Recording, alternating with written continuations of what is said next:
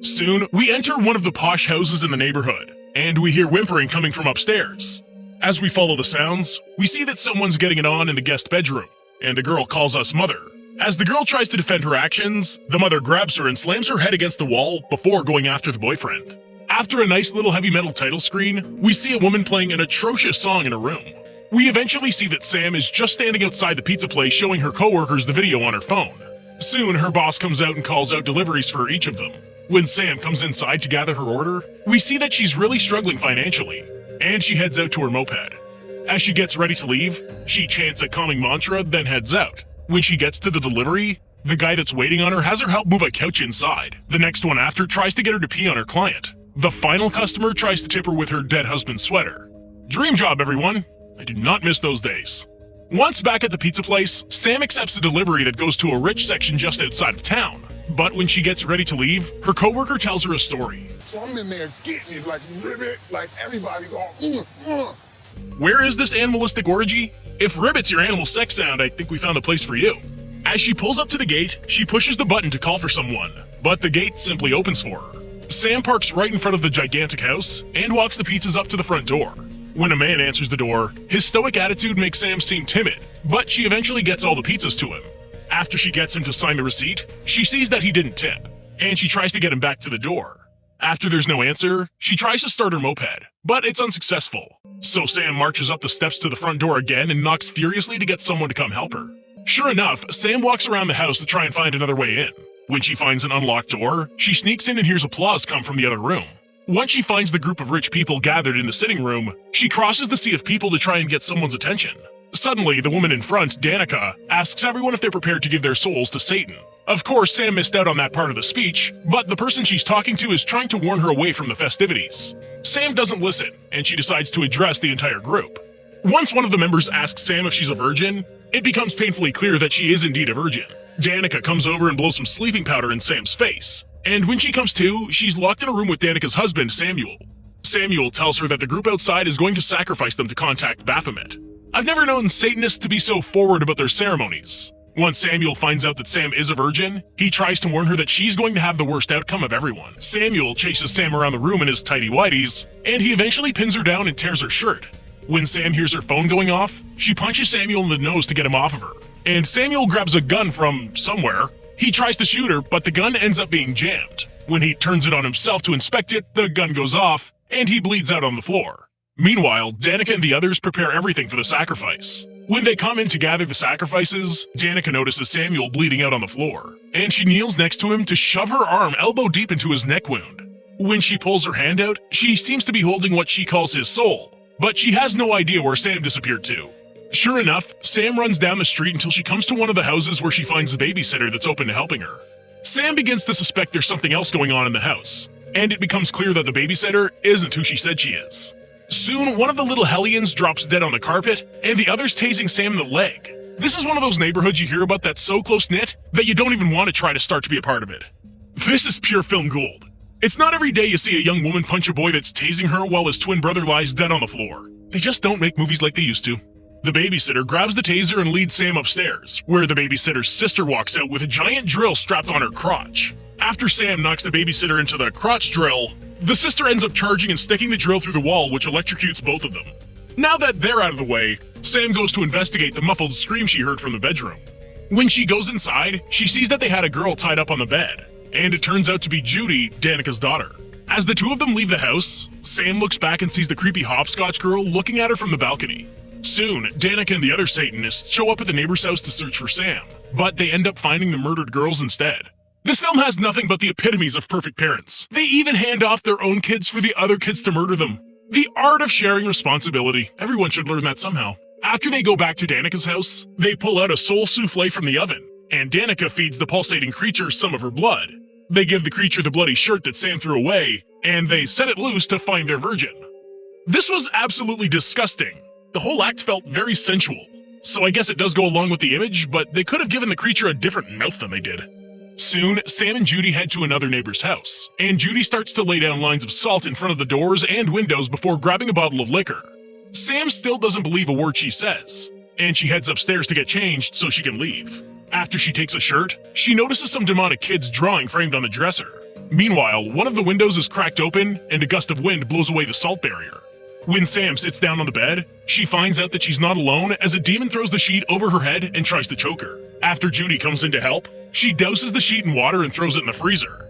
They go and sit and talk about what Judy knows about the ritual. And Sam finds out that the demon, Baphomet, only goes for virgins. She finds out that it never ends well for the virgins, which explains why Judy wanted to lose hers. You should stop drinking. You really want to face this shit sober? Good point, drink up. The chances of them making it out of that psycho neighborhood is small. They'd have a better chance trying to hunker down and last until sunrise. Kinda like a Five Nights at Freddy's deal. Back at Danica's house, she calls Sam's co-worker to invite him out, and the other Satanists perform a ritual to get a hold of Judy. Sam notices that Judy's bleeding from her eye socket, and Judy knows exactly what's going on. She preps a counteracting ritual, and Sam hurries to try and finish before the Satanists finish Judy off. Judy strips down in the kitchen while Sam writes markings all over her skin, and we find out that she suffered from lymphoma. She met her ex while she was going for chemo treatments, and she got better while he got worse. Soon, the Satanists realize that Judy's counteracting their ritual, and they give up for now. Finally, Sam's coworker arrives, and Danica invites him in for cocaine and sex. An odd and forward combination, I know, but to each their own. He doesn't actually begin questioning things or panicking until Danica makes him snort coke laced with something and pulls very questionable pieces of his anatomy out of his mouth. It's a little more disturbing than it should be because I can't make out what that is. Judy snatches a gun out of the kitchen, and Sam tells her that it was supposed to be her way of turning around her life on the first night of her new job.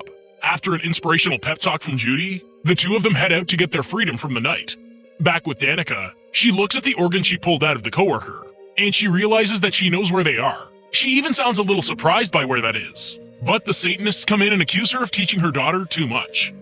Really? I can't even believe I'm saying this, but these Satanists are giving Satanists a bad name. Could you be any more thick in the head? Just take a step back and hold your horses. Well, now that Danica's out of the way, Judy and Sam get ready to handle their business. But Judy seems to have other plans as she calls the new leader, Gypsy, and tells her that she wants to give her the virgin so she can get back in.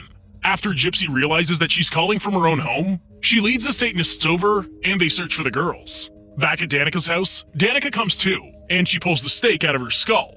As she stumbles around the kitchen, she comes to the pantry where she pulls out bags of meat. Meat sacks? I don't know, but I don't like how she's just chowing down on the things.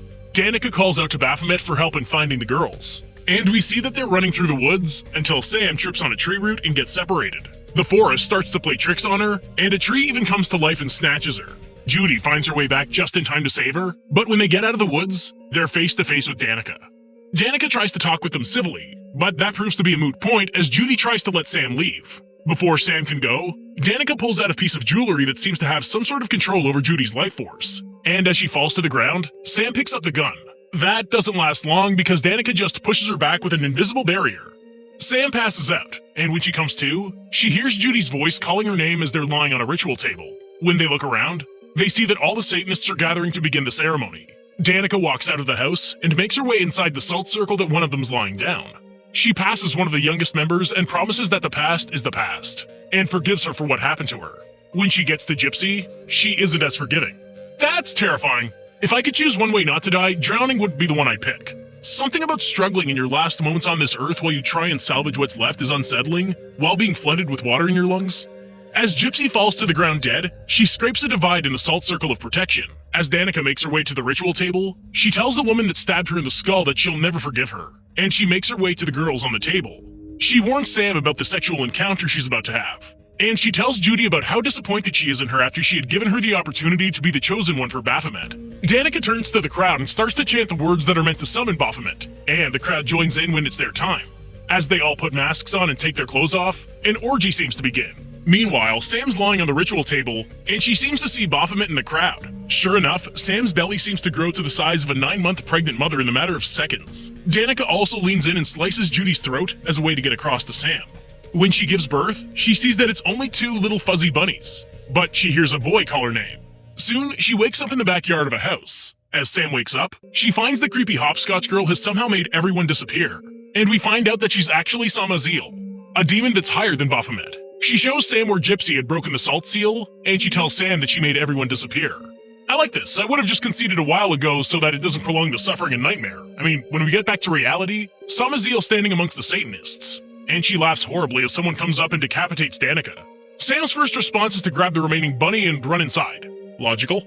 Back outside, all of the Satanists are falling to the ground, gasping for air. Samaziel is furious that they would worship a lesser demon such as Baphomet before worshipping someone like her, so she punishes all of them. In the front, Sam hops onto her moped and tries to start it up. Thankfully for her, it starts up this time, and she rides away from the property as Samaziel stands out front and waves with a face full of blood.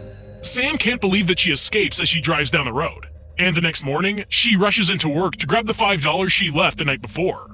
The boss tells her that she can't bring rodents into the restaurant, and she forcefully tells her that she's not a rodent, she's Judy Jr. Oh, I wasn't expecting any meaningfulness in this film whatsoever. I honestly didn't think she'd be able to trust anyone anyways, but yay for Judy. On her way out the door, she tells her boss that she's leaving to go to Australia, and she happily rides her moped through the town. The